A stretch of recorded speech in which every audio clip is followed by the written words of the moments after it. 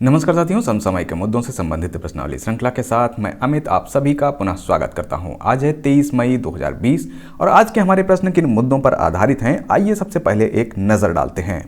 आतंकवाद विरोधी दिवस की बात करेंगे हम पहले प्रश्न में। जानेंगे दीदी वाहन सेवा की शुरुआत किस राज्य ने की है। दूसरे प्रश्न में नाबार्ड के नए अध्यक्ष कौन नियुक्त हुए हैं, इनके बारे में बात करेंगे तीसरे प्रश्न में। चौथा प्रश्न आधारित होगा उभयचर की गंभीर रूप से लुप्त प्राय प्रजाति की सूची पर। वीडियो केवाईसी को किसने अभी हाल ही में लागू किया है, इसके बारे में बात करेंगे पांचवें प्रश्न में। छठा प्रश्न आधारित होगा विश्व मधुमक्खी दिवस पर। भारतीय इस्पात संघ के अध्यक्ष कौन बनाए गए हैं, इनके विषय में बात करेंगे सातवें प्रश्न में। कोविड-19 संक्रमण की रोकथाम के लिए आयुर्वेदिक जड़ी बूटी के विषय में बात करने वाले हैं हम आठवें प्रश्न में।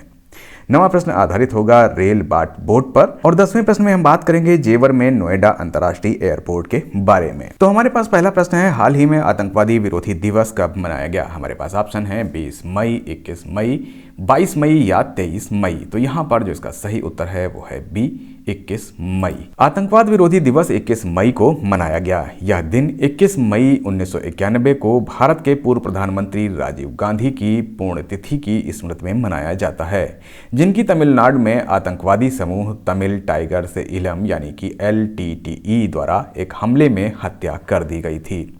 हमारे पास अगला प्रश्न है, हाल ही में किस राज्य में दीदी वाहन सेवा की शुरुआत की गई है। हमारे पास ऑप्शन है मध्य प्रदेश, राजस्थान, छत्तीसगढ़ या उत्तर प्रदेश। तो यहाँ पर जो इसका सही उत्तर है वो है मध्य प्रदेश। मध्य प्रदेश के आदिवासी बहुल झाबुआ जिले में ग्रामीण आजीविका मिशन की महिलाओं द्वारा दीदी वाहन सेवा की शुरुआत की गई है। दीदी वाहन सेवा ग्रामीण महिलाओं के लिए सुरक्षित प्रसव के लिए शुरू की गई है, जो आदिवासी क्षेत्रों में गर्भवती ग्रामीण महिलाओं के लिए एक जीवन रेखा साबित हो सकती है। इसके अलावा दीदी वाहन सेवा के तहत वाहन अन्य आपातकालीन सेवाओं के लिए भी उपलब्ध रहेंगे। हमारे पास अगला प्रश्न है, हाल ही में किसे राष्ट्रीय कृषि और ग्रामीण विकास बैंक यानी कि नाबार्ड का अध्यक्ष नियुक्त किया गया है। हमारे पास ऑप्शन है गोविंद राजुलू चिंतला, साजी केवी, हर्ष कुमार भनवाला और सुमित कुमार। तो यहाँ पर जो इसका सही उत्तर है वो है गोविंद राजुलू चिंतला। गोविंद राजुलू चिंतला को राष्ट्रीय कृषि और ग्रामीण विकास बैंक यानी कि नाबार्ड का अध्यक्ष नियुक्त किया गया है। वह चेयरमैन के पद पर 31 जुलाई 2022 तक अपनी सेवानिवृत्ति तक बने रहेंगे। चिंतला वर्तमान में नाबार्ड में मुख्य महाप्रबंधक के पद पर कार्यरत हैं। वे हर्ष कुमार भनवाला का स्थान लेंगे। साजी केवी और PVS सूर्य कुमार को नाबार्ड में उप प्रबंध निदेशक बनाया गया है। साजी इस समय केनरा बैंक में महाप्रबंधक हैं, जबकि सूर्य कुमार वर्तमान में नाबार्ड के प्रमुख महाप्रबंधक हैं। वह 31 जुलाई 2023 तक अपनी सेवानिवृत्ति तक अपने पद पर बने रहेंगे। हमारे पास अगला प्रश्न है, हाल ही में भारतीय प्राणी सर्वेक्षण के उभयचर की कितनी प्रजातियों को गंभीर रूप से लुप्त प्राय प्रजाति की सूची में शामिल किया गया है। हमारे पास ऑप्शन है 35, 21, 20 या 25। तो यहाँ पर जो इसका सही उत्तर है वो है 20।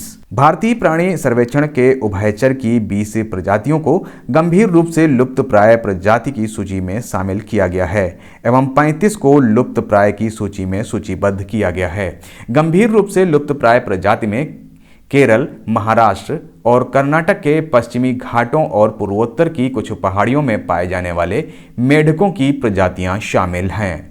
हमारे पास अगला प्रश्न है, हाल ही में वीडियो केवाईसी की अनुमति देने वाला भारत का पहला बैंक कौन सा बन गया है। हमारे पास ऑप्शन है state bank of India, Kotak Mahindra, ICICI या एक्सिस बैंक। तो यहाँ पर जो इसका सही उत्तर है वो है B, Kotak Mahindra bank. Kotak Mahindra bank video KYC की अनुमति देने वाला भारत का पहला बैंक बन गया है। इससे किसी भी जगह से अकाउंट खोलने में आसानी होगी। यह सुविधा केवल सेविंग अकाउंट के लिए ही उपलब्ध होगी। हमारे पास अगला प्रश्न है, हाल ही में विश्व मधुमक्खी दिवस कब मनाया गया। हमारे पास ऑप्शन है 17 मई, 18 मई, 20 मई या 22 मई। तो यहाँ पर जो इसका सही उत्तर है वो है सी, 20 मई। विश्व मधुमक्खी दिवस 20 मई को मनाया गया। आज ही के दिन एंटोन जानसा का जन्म दिवस होता है, जिनका जन्म 1734 में स्लोवेनिया में हुआ था, जिन्हें आधुनिक मधुमक्खी पालन की तकनीक का जनक कहा जाता है। विश्व मधुमक्खी दिवस पर लोगों को मधुमक्खी पालन, बागवानी और कृषि फसलों पर परागण के महत्व की जानकारी दी जाती है। विश्व के खाद्य उत्पाद का 33% मधुमक्खियों पर निर्भर करता है। इस वर्ष की थीम की अगर हम बात करें तो सेव द बीज रखी गई है। हमारे पास अगला प्रश्न है, हाल ही में किसे भारतीय इस्पात संघ ने अपना नया अध्यक्ष नियुक्त किया है? हमारे पास ऑप्शन है दिनकर त्यागी, दिलीप उम्मेन, मोहित अग्रवाल या अरुण त्यागी। तो यहाँ पर जो इसका सही उत्तर है वो है बी, दिलीप उम्मेन। दिलीप उम्मेन को भारतीय इस्पात संघ यानी कि इंडियन स्टील एसोसिएशन ने अपना नया अध्यक्ष नियुक्त किया है। वे टाटा स्टील के सीईओ टीवी नरेंद्रन का स्थान लेंगे, जिन्होंने हाल ही में अपने पद से इस्तीफा दे दिया है। हमारे पास अगला प्रश्न है, हाल ही में आईआईटी दिल्ली और जापान के एक प्रौद्योगिकी संस्थान के अनुसंधान के अनुसार कोविड-19 संक्रमण की रोकथाम के लिए कौन सी आयुर्वेदिक जड़ी बूटी एक प्रभावशाली औषधि हो सकती है? हमारे पास ऑप्शन है अश्वगंधा, तुलसी, ब्राह्मी या हर।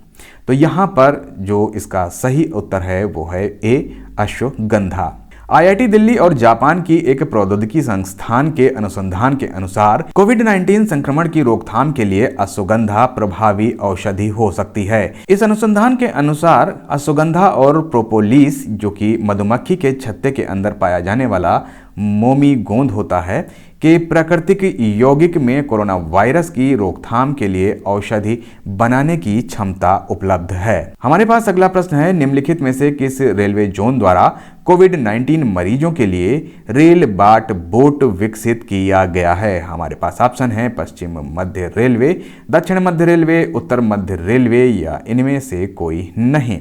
तो यहाँ पर जो इसका सही उत्तर है वो है बी, दक्षिण मध्य रेलवे। दक्षिण मध्य रेलवे जोन द्वारा कोविड-19 मरीजों के लिए रेल बाट बोट को विकसित किया गया है। इसका उद्देश्य कोविड मरीजों को बेहतर स्वास्थ्य सुविधाएं प्रदान करने में अस्पताल प्रबंधन की सहायता करना है। हमारे पास अगला प्रश्न है, हाल ही में उत्तर प्रदेश के जेवर में नोएडा अंतर्राष्ट्रीय एयरपोर्ट को बनाने के लिए निम्नलिखित में से किस देश की कंपनी को केंद्रीय गृह मंत्रालय ने स्वीकृति दे दी है? हमारे पास ऑप्शन है अमेरिका, फ्रांस, स्विट्जरलैंड या ऑस्ट्रेलिया।